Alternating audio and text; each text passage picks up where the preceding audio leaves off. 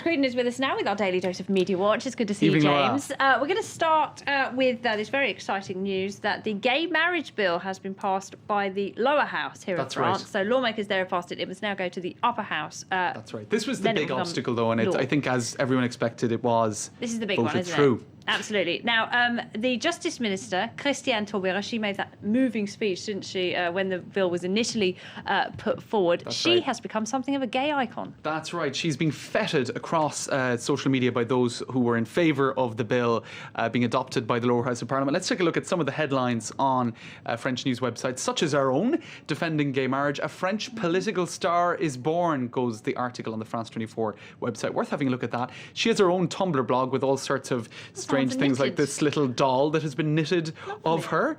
And if you keep scrolling down, the key moments in a 2-week very lively debate in the French Parliament where, as you could call it, filibustering was going on, i.e. suggested amendments to the bill in order to delay it by the opposition.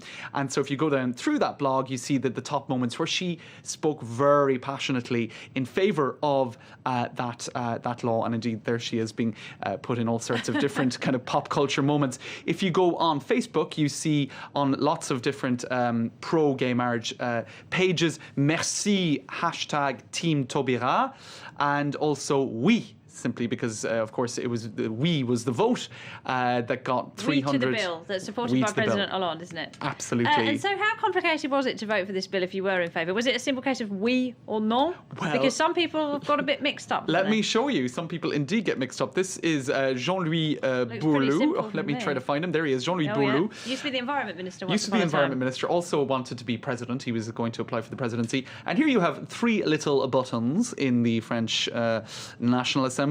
Pour, contre, for or against, or to abstain. Now, somehow he got mixed up. And a lot of people found that rather funny. They said, note to self, never give the nuclear button over to Jean-Louis Bourlou, who, of course, wanted to be president at one point and would have had responsibility for the nuclear suitcase / button. Also, some saying he's a centrist.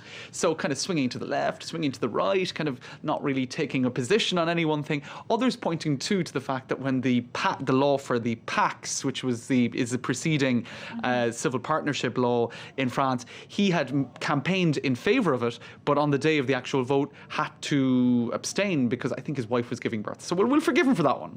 He had to kind of be elsewhere. But like a conviction. Huh? Exactly. Some people saying, oh, Jean-Louis, you can never rely on him. Oh dear. All right, let's move on to another story because it is the day after the Pope announced he was stepping down. Millions of Catholics around the world very shocked and surprised by that. We've had a lot of news and a lot of reaction continuing throughout the day, but President Hollande decided to make a little joke. He did.